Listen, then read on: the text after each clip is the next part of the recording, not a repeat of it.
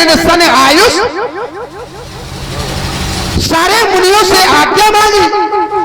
जब किसी ने कोई उत्तर नहीं दिया, किसी ने कोई विरोध नहीं किया, तो धनुष तोड़ने वाले ने जाकर धनुष को तोड़ दिया। कहने का भाव, जो तोड़ेंगे वो भी महात्मा दधीच की अस्थियों से बनाइए धनुष। घोषणा करने वाला भी महात्मा, आदेश देने वाला भी महात्मा। तो जब सारा खेल पावाओं का है महाराज, तो राजा काहे मारे जाएंगे, महात्मा काहे नहीं मारे जाएंगे? भाई राजाओं का जब कोई दोष नहीं, तो राजा फिर क्यों मारे जाएंगे, महात्मा क्यों नहीं मारे जाएंगे? बहुत ही तोड़े लड़काई अवस्था में मैंने बहुत सी धनुइयां तोड़ी है। एक नहीं, दो नहीं, 10 नहीं, 7 नहीं, कोट नहीं, कोई गलना नहीं, बहुत ही तोड़े लड़काई कब हो ना असरस कील गोसाई। हे गोसाई, आपने आज तक कभी ऐसी रस नहीं की, तो जानना चाहता हूं यही धन पर ममता कई हेतु। इसी के साथ मैं अपनी वाणी को अल्प विराम देता हूं, एक सुंदर तत्व की प्रतीक्षा में। अयोध्या के छोटे कुमार दुशासी राजकुमार, एक तपस्वी की तपश्चर्या में तड़ाक से तमाचा जड़ने वाले, तुम्हें इसके परिणाम की कल्पना नहीं होगी। कह रहा है बहुत धनवी तोड़ी लड़काई, महात्माओं का वध होना चाहिए, राजाओं का क्यों? एक एक बिंदु पर टिप्पणी लो। कह रहा है महात्मा जी कह रहे हैं कि सभी राजा मारे जाएंगे। हमने कब कहा? उसमें भी एक छुप थी कि सो बिलगाऊ बिहाई समाजा, नत मारे गए हैं सब राजा। सो माने वही व्यक्ति अलग आ जाए समाज से। अगर ऐसा न किया गया तब राजा मारे जाएंगे। ध्यान देना भाई, हमने तो ये तो नहीं कहा कि सब राजाओं का मैं वध कर दूंगा। उसमें भी एक सिद्धांत है, सो माने वही व्यक्ति। अब कह रहे हो राजाओं का वध क्यों? धनुष एक ने तोड़ा तो अपराधी एक है। दंड संहिता तो हमें बता रहे हो, दंड संहिता के अंतर्गत अपराधी को संरक्षण देने वाला भी अपराधी होता है समान कोट का। कोई व्यक्ति किसी की हत्या करके आ जाए और आपके घर आकर के वो रुक जाए, हाँ? और वो जब पकड़ा जाएगा तो उसके समान कोट का दंड आपको भी स्वीकार करना पड़ेगा, क्योंकि आपने उसको संरक्षण दिया है। ऐसे ही समाज उस व्यक्ति को संरक्षण दिए है जिसने धनुष का खंडन किया है। इसलिए मैंने कहा सो बिलगाओ बिहाई समाजा, नत मारे जाइए सब राजा। तब राजाओं का वध करने के लिए मैंने कहा, ऐसे नहीं कहा। दूसरा कह रहा अमुक मुनि ने सन आयुष मांगा। जब धनुष तोड़ने वाले ने मुनियों से आज्ञा मांगी, तो हम अगर ये कह दें कि धनुष तोड़ने वाला एक राह पे चलता ही नहीं है, तो धनुष तोड़ने वाला इतना बहुरूपिया है कि वो एक राह पर नहीं चल रहा है, और वही राजकुमार लक्ष्मण भी कर रहा है। अगर ब्रह्मों की कृपा से धनुष को तोड़वाया गया तो हमने तो ये जाना कि धनुष तोड़ने वाले ने अपनी गुरु की आज्ञा से धनुष का खंडन किया।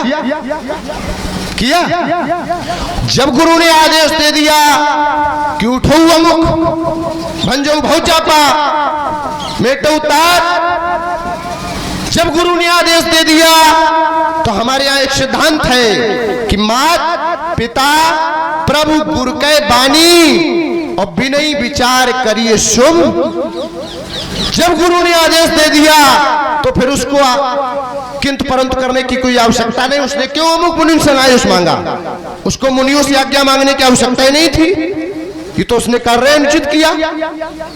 भाई राह तो एक चलोगे कि दोनों? पहले जब गुरु ने आदेश दे दिया, अब तुम गुरु के आदेश की अवहेलना कर रहे हो। अब तुम कर क्या रहे हो कि अमुक मुनि से आयुष मांगा, अब वो मुनियों से आज्ञा मांग रहा है। मुनि श्रेष्ठ थे कि तुम्हारा गुरु श्रेष्ठ था?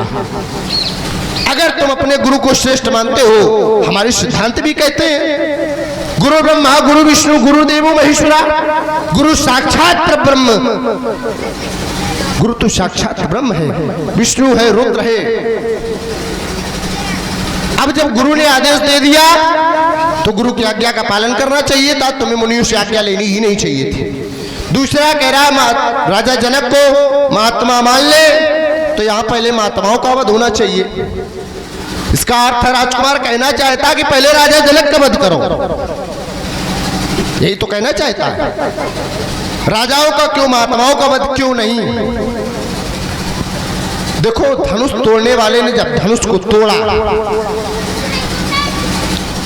तो धनुष तोड़ने वाले ने जब धनुष को तोड़ा तो उसके लिए भी स्थिति थी, बहुत बारीक चिंतन है।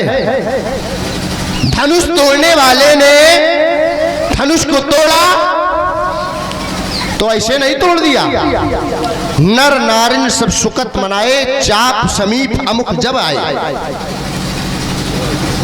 अगर उसकी क्षमता होती तो अकेले तोड़ देता, तो हम मान लेते बहुत बड़ा योद्धा है। जब यहाँ के पुरनर नार सुबक्षु संता धर्मशील ज्ञानी गुणवंता यहाँ की ये समाज है, और वही समाज कह रही है नर नारी सब सुखत मनाए, चाप समीप अमुख जब आए। ठीक, तो इसलिए महात्माओं को दंड देने की कोई आवश्यकता नहीं है। वो एक राह पे चले तो हम बता देंगे महात्माओं का वध हो या राजाओं का वध हो। भाई जब उसको गुरु ने आज्ञा दे दी तो उसको संतोष से आज्ञा लेने की कोई आवश्यकता ही नहीं थी। तीसरा, बहुत हनवी तोरी लड़काई। अगर बालक छोटा है, अबोध है, आ माने नहीं, बोध माने ज्ञान। अगर बालक अबोध है और वो माँ की गोद में बैठा है और माँ के केस पकड़ के खींचने लगे तो क्या माँ क्रोध करती है? माँ तो प्रसन्न होती है, माँ तो दुलराती है। जो लड़का का चौचगर करही, गुरुपित मात मोद मन भरही। अगर लड़का कुछ बालक अनुचित करता है तो गुरु जो श्रेष्ठ होते हैं, माता पिता भाई श्रेष्ठ है, अगर ज्येष्ठ है तो वो सब लोग हतोत्साहित होते, प्रसन्न होते हैं, उसकी बाल क्रियाओं को देख करके प्रसन्न होते हैं। अगर तुमने बहुत हनवी तोरी लड़काई तो कोई तीर नहीं मार दिया। कबहू न आश्रिस, इसका अर्थ है कि क्रोध किया गया। तुम्हारी वाणी में इसका अर्थ है कि क्रोध किया गया। कबहू न आश्रिस, ऐसा क्रोध नहीं किया गया जैसा मैं कर रहा हूं, तो इसका अर्थ है क्रोध किया गया। तो वो क्रोध कब किया गया? वो क्रोध कब किया गया और किसके द्वारा किया गया? अब रही बात तुम्हारी यही धनुष पर ममता की हेतु, तो इस धनुष पर हमें कोई ममता नहीं। हमें इस धनुष पर है श्रद्धा, क्योंकि धनुष हमसे श्रेष्ठ था। धनुष हमसे श्रेष्ठ था, इसलिए हमें है उसके प्रति श्रद्धा। जैसे बालक से पिता श्रेष्ठ होता है, बालक से भाई अगर छोटा है उसका बड़ा भाई उससे श्रेष्ठ होता है, तो उसको उसके प्रति होती है श्रद्धा। आप ईश्वर के मंदिर में जाएंगे तो आपके हृदय में होगी श्रद्धा, आस्था। तो हमारी धनुष के प्रति कोई ममता नहीं थी, हमारी धनुष के प्रति थी आस्था और धनुष के प्रति था विश्वास, जिसका खंडन हुआ, इसलिए है मुझे क्रोध। अस्त्र न बालक कालवश बोला कोई न सवार, और धनुष त्रिपुरार्धन ये विदित सकल संसार। ये पुनः 21 मुद्राओं का आपने घोषणा की थी, शोभिल गांव बिहार समाजा न तुम्हारे चाहिए सब राजा। मैंने कहा राजाओं का कोई दोष नहीं है, महात्माओं का सादा खेल है, तो महात्मा काहे नहीं मारे जाएंगे? आपने कहा, मैंने ये थोड़ी कहा, मैंने कहा जब वो पिलक नहीं होगा तब मारे जाएंगे राजा। श्रीमान जी, इसके पहले भी आप एक घोषणा कर चुके हैं, क्या उस घोषणा की आपने पूर्ति की है? बेग दिखाओ मूल नते आजू, क्या दिखाया गया? ये तो बहुत पहले आपने घोषणा की, और जब आपको धनुष तोड़ने वाला नहीं दिखाया गया तो आपको ये नहीं पलट देनी चाहिए थी। नहीं पलटी आपने, अपनी दूसरी घोषणा कर दी केवल राजाओं के लिए। यदि जैसे वो घोषणा की थी वैसे ये घोषणा होती तो शायद हम कुछ ना कहते। तो आपको दिखाया भी नहीं गया, अलग भी नहीं किया गया और बताया भी नहीं गया, तो आपकी बात की कहीं पूर्ति नहीं हो रही, तो फिर तो आपको कार्य कर देना चाहिए था। एक और बात आपने बड़ी अच्छी बात कही। आपकी बात सुनने के बाद हमें यह ज्ञात हो गया कि अब धनुष तोड़ने वाला अपराधी नहीं रहा। आपने कहा उसे गुरु का आदेश हुआ और फिर आप ही ने प्रमाणित किया, माता पिता गुरु प्रभु के बानी और बिना ही विचार करिए शुभ जानी, और उचित और अनुचित किए विचारू तो धर्म जाए सर, घातक भारू। अब यहाँ से यह प्रमाणित हो गया कि गुरु के आदेश का पालन करना शिष्य का परम कर्तव्य है। और जब गुरु की आज्ञा का पालन किया है, गुरु है एक महात्मा, तो महात्मा की आज्ञा का पालन किया है, तो धनुष तोड़ने वाला अब अपराधी तो है ही नहीं। अब आप घोषणा ना करना दोबारा, अब धनुष तोड़ने वाला अपराधी नहीं। अब एक बात आपने कही, जब गुरु का आदेश हो गया तो फिर मुनियों से आयुष लेने की क्या आवश्यकता थी? भाई मैंने कहा सकल मुनि ने सन आयुष मांगा, सब मुनियों से आयुष मांगी।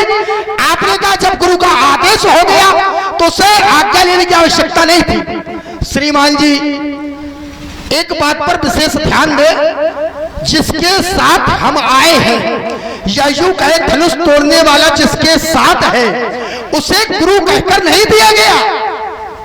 जिस समय सौंपा गया तब उस समय कहा गया तुम मुनि पिता, गुरु नहीं कहा। यदि गुरु कह दिया होता तो हम मान लेते, लेकिन ना, एक पिता की कोटि में रखा गया। अब पिता ने आदेश दिया और संत महात्मा यहाँ बैठे हैं और धनुष तोड़ने वाले ने यदि संत महात्माओं का आशीर्वाद ले लिया तो क्या बुरा कर लिया?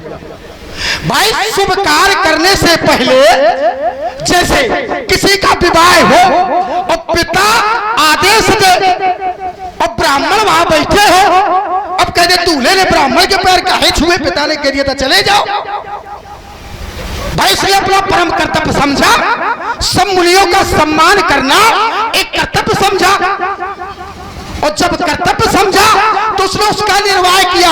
आपने कहा धनुष तोड़ने वाला एक राय पे नहीं चलता, जबकि मैं कहता हूं धनुष तोड़ने वाले का एक सिद्धांत है कि वो अरियत कभी भटकता नहीं है, और धनुष तोड़ने वाले को जो देख लेता है, यदि वो भी भटका हो महाराज तो वो भी एक राय में आ जाता है।